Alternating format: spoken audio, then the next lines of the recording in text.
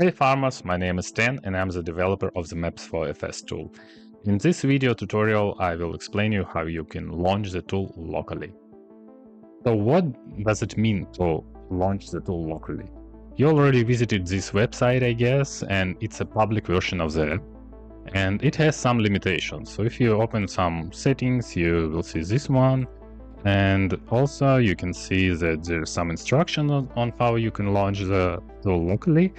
And in this tutorial, I will explain it in more detail because some guys are facing issues with Docker and I will explain how to avoid them. So the first step is to download Docker on Windows, so we will just install Docker Windows and go to Google, and here's the first link on the Docker official website. And right now I want you to pay attention to this exact point here, that you need to enable hardware visualization in BIOS. And this option can be different on different motherboards or laptops, so you need to find instructions for your hardware and enable this virtualization. And after it, you can just download the install file and install it on our operation system. After you downloaded the file, you can just launch it and ignore all the questions it's asking right now. We will configure it later and just hit the OK button. When the installation is finished, you can go to the Start menu, type Docker and launch the Docker desktop application. And please pay attention to this window. Do not create accounts on Docker Hub because a lot of people reported that it leads to broken permissions on Windows, so use the skip button here and do not create anything here. And as you can see, I have an error about the VSA and it's inspected. So for the moment you can click Sweep button and you will see that engine stopped and Docker Desktop is not working. And now we are going to fix this. So there is two options how you can launch Docker. Specifically, it's backend. And if you're using Windows Pro, I would suggest you to use the Hyper-V option. And it's available in Windows Pro, but a lot of people using Windows Home and they can't use Hyper-V backend. So right now I will explain how to use WSL Backend, but if you have Windows Pro, you can skip these sections and go straight to the Hyper-V section because in my opinion it's much more friendly for ordinary users. Because VSL is more effective and so on, but actually it's harder to maintain and understand if you're not a developer. So it's up to you, but I would suggest you to use Hyper-V backend if you are using Windows Pro. Okay, so in this section I will explain how to use WSL backend, and for this we are going to hit the Windows button and the control panel, uninstall a program and turn Windows features on or off. And we will need two particular things here: virtual machine platform and Windows subsystem for Linux. Most of them should be checked. In your case, they will be unchecked. So you check them both and then hit the OK button. And I guess it will ask to reboot the machine and you need to do it. Well, after you enable both of these options and restart the machine, the Docker will still not work, I guess. And to fix this, we need to go to the Windows Store and find Ubuntu here. We'll type Ubuntu and we will have this one. Now we can just get and wait until it's installed. So once Ubuntu was installed, we need to go to the Start menu, WSL here, and launch this app. I guess it will just open and close, and then we can hit open button here, and the terminal will appear, and we will see this installing. This may take a few minutes, so let's just wait. After it will ask you for username.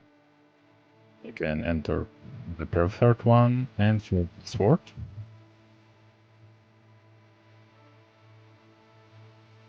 And as you can see, installation was successful. That's it. Okay, let's try to launch Docker Desktop once again and hope that it will work this time, since we installed everything that's needed and we see that engine is running, so you can launch different containers on your machine, including maps4fs. And I need to mention one important thing here, that if you will work with large maps, you will need to increase RAM usage by WSL, and you can Google it, like increase RAM limit WSL, and you will see instructions like this one, how you can do it. So if your Docker container will crash, refer to the Google to increase the usage, and won't cover this in the tutorial.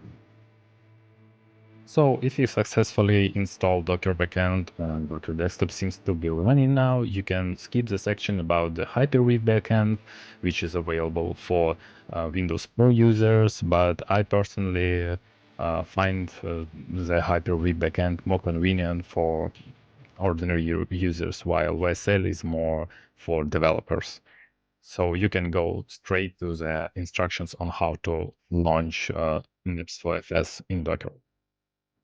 So in this section, I will explain how to use Hyper-V backend in Docker, which is available only for Windows Pro users.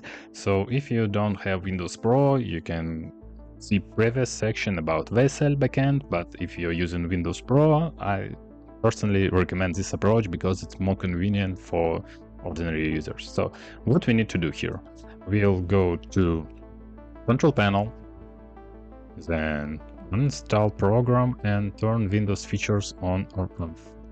And in this window, we need to select Hyper-V and Virtual Machine Platform. In my case, they both checked, but in your case, I guess they will be not checked.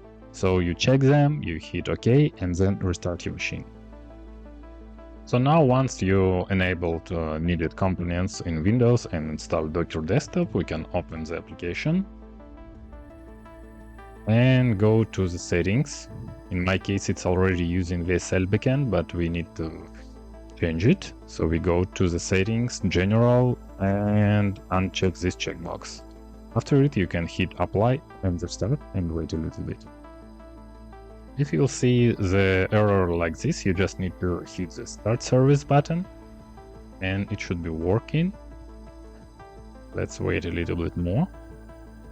So right now we are already using Hyper-V backend and the engine is running. And a couple of words about I recommend Hyper-V backend for ordinary users, because you have this resources tab, you can manually change memory limit, CPU limit, and so on. And it's much more convenient than editing some configuration files, at least for me. So if you need to increase memory usage, work with larger maps, you can just set it to 16 gigabytes, for example, and just apply and restart, and that's it. Okay, we finally managed to install Docker, and it's working. Either you're using WSL backend or Hyper-V backend, it doesn't matter now. The instructions are the same.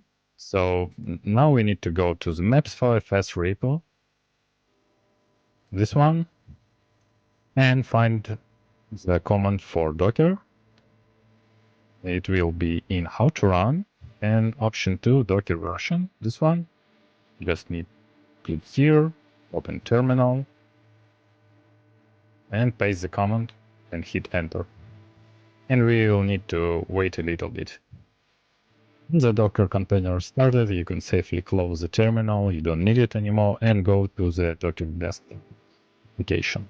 You need Containers tab here, and then you can just click here, port numbers, and the application is launched locally on your machine and you can use it without any limitations.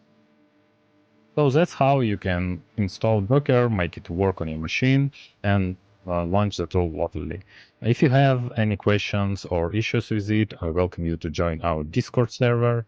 And also, if you want to support the project, we have pages on Buy Me a Coffee or Patreon. You will find them in the video description. So thank you for watching and see you. Bye bye.